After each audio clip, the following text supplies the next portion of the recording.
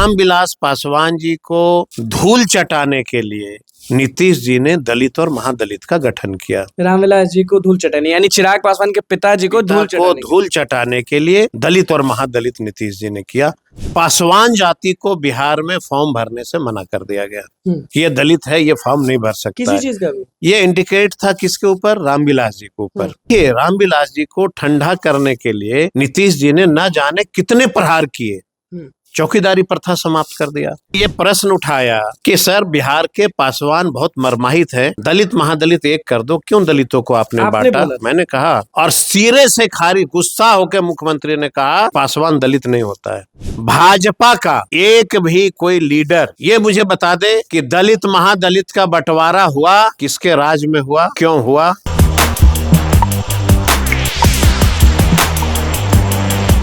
नमस्कार, मैं हूं अनुकुल तिवारी और आप वॉइस अब देख रहे हैं। देखिए, आप सबके दिमाग में एक चीज जरूर चलता होगा कि दलित महादलित अलग कब हुए, और अगर अलग हुए हैं तो एक साथ क्यों नहीं है। चिराग पासवान पासवानों के नेता हैं, नीतीश कुमार के साथ हैं, तो ऐसा क्यों होता है? कुमार सरजीत हमारे साथ मौजूद हैं, हमेशा लोगों की बात करते हैं, हित में बात करते हैं। एक तरफ लोग देखते हैं कि पासवान के नेता चिराग पासवान, और फिर दूसरी तरफ ये भी दिखता है कि जिसके साथ वो हैं। अनुकुल जी, आपका ये प्रश्न बहुत ही अच्छा प्रश्न है। ये बहुत कम पत्रकार देश में और बिहार में ये सवाल पूछते हैं। मैं आपको कुछ वर्ष पूर्व पीछे ले जाना चाहता हूं, जब रामविलास जी ने लालू जी से मनमुटाव कर लिया, और यही मनमुटाव दलितों और यादवों के बीच में थोड़ा सा फ्रैक्शन लाया।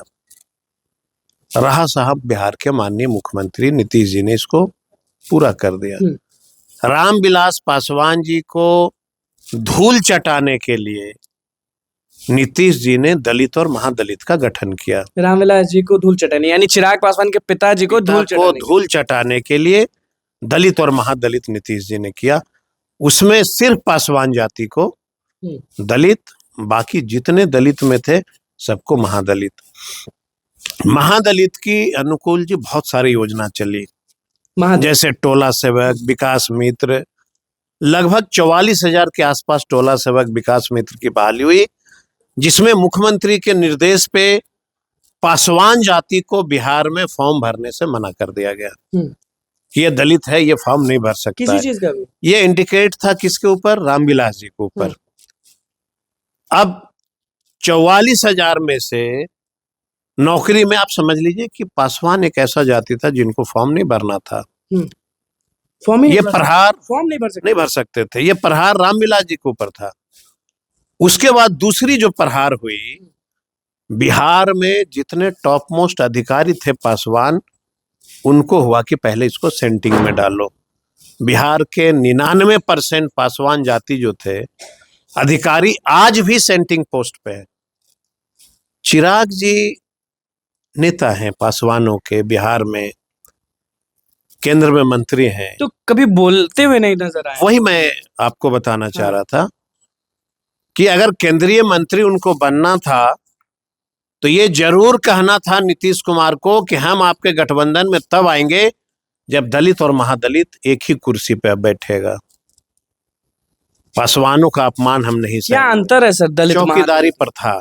देखिए, रामविलास जी को ठंडा करने के लिए नीतीश जी ने न जाने कितने प्रहार किए, चौकीदारी प्रथा समाप्त कर दिया। उसमें भी नहीं होने दिया। टोला सेवक विकास मित्र में भी नहीं होने दिया। फिर जब चुनाव हुआ 2020 में, आपने देखा होगा कि भाजपा के साथियों ने चिराग को आंख मार करके क्या किया कि नीतीश जी को धाराशायी करो। ये खेल जो चलता आ रहा है, चलता रहेगा। इसमें बिहार में अगर सबसे ज्यादा किसी को नुकसान हुआ है तो पासवान जाति को। वही एक जाति है बिहार में जो बेचारा कहीं का नहीं, अधिकारी हो सर झुका के चलता है। अच्छा, अधिकारी है तो भी सर झुका के चलता है। यहाँ तो देखते हैं बाकी अधिकारी एकदम सीना कभी भी आपने कभी देखा क्या चिराग जी को ये कहते हुए कि चौकीदारी प्रथा लागू होनी चाहिए? कभी नहीं। हमारे जो अधिकारी हैं पूरे बिहार में 99% अधिकारी सेंटिंग पोस्ट पे है, उसको भी अच्छे जगह पोस्टिंग होनी चाहिए, कभी नहीं कहा मुख्यमंत्री ने। बिल्कुल नहीं। दलित और महादलित महादलित में हजारों योजनाएं चली। योजना गांव में सामुदायिक भवन है, यात्री शेड है, वगैरह वगैरह बहुत सारे चीज चला, लेकिन पासवान जाति को गांव में ये योजना को देने के लिए मनाही था। आज नीतीश जी के गठबंधन में, भाजपा के गठबंधन में चिराग जी इतने बड़े पद पे हैं, क्या वो नहीं कह सकते हैं कि दलित महादलित के बराबर पासवान को भी ले आओ? बहुत सारे लोग अभी आपको देख रहे हैं, वो हो सकता है कि कमेंट करें कि जब आपकी सरकार थी तो आप भी पासवान के नेता हैं, आप भी दलित को मानते पता है ये मैं आपके कैमरे के सामने कह रहा हूँ। बिल्कुल। माननीय मुख्यमंत्री जी के साथ थे, वहां पे हमारे नेता भी थे। मैंने ये सवाल उठाया, तेजस्वी जी, मैंने ये प्रश्न उठाया कि सर बाहर के पासवान बहुत मरमाहित है, दलित महादलित एक कर दो, क्यों दलितों को आपने बांटा? मैंने कहा, और सिरे से खारी गुस्सा होकर मुख्यमंत्री ने कहा कि पासवान दलित नहीं होता है। क्या होता है पासवान को? ये तो मुख्यमंत्री को बताना पड़ेगा।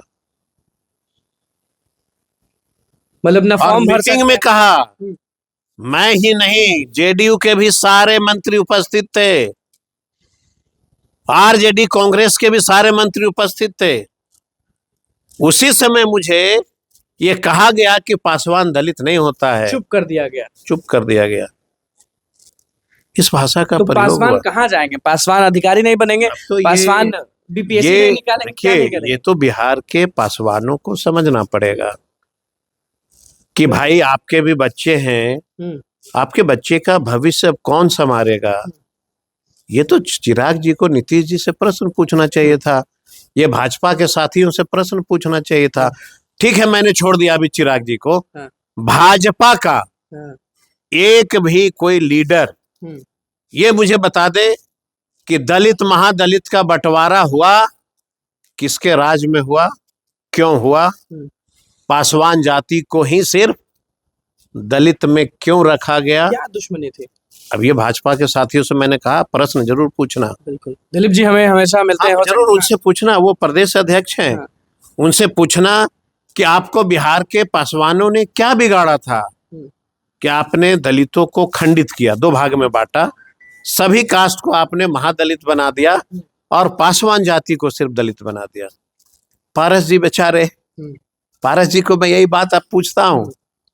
पारस जी जब केंद्रीय मंत्री थे, मैंने कहा था कि पारस जी समाज के लिए कुछ करो, नहीं तो फिर, और नहीं तो आपकी हालात ऐसी होगी कि बिहार में आप चेहरा भी नहीं दिखा पाइएगा। हुआ कि नहीं हुआ? कभी उन्होंने भी आवाज नहीं उठाया कि पासवान को क्यों महादलित से? अभी नाराज इस चीज से लग रहे हैं कुमार सरजीत जी, आप कौन? इस चीज से नाराज बहुत लग रहे हैं आप। हम नहीं हैं नाराज, पूरा बिहार का हमारा समाज नाराज है। 2025 में जो लोग हमारे समाज में पढ़े लिखे हैं, जो अधिकारी हैं, जो प्रचंड विद्वान हैं, सारे लोग इस बात को समझते हैं कि हमको देखने वाला कोई नहीं है। बिल्कुल, तो अब सवाल जरूर होगा बीजेपी के नेताओं से और बाकी लोगों से कि ऐसा क्यों हो रहा है। क्या कुछ कहना था कुमार सरजीत का, वो आपने सुन लिया। तो बस हमारे चैनल को सब्सक्राइब करें, इस पेज को लाइक करें। धन्यवाद।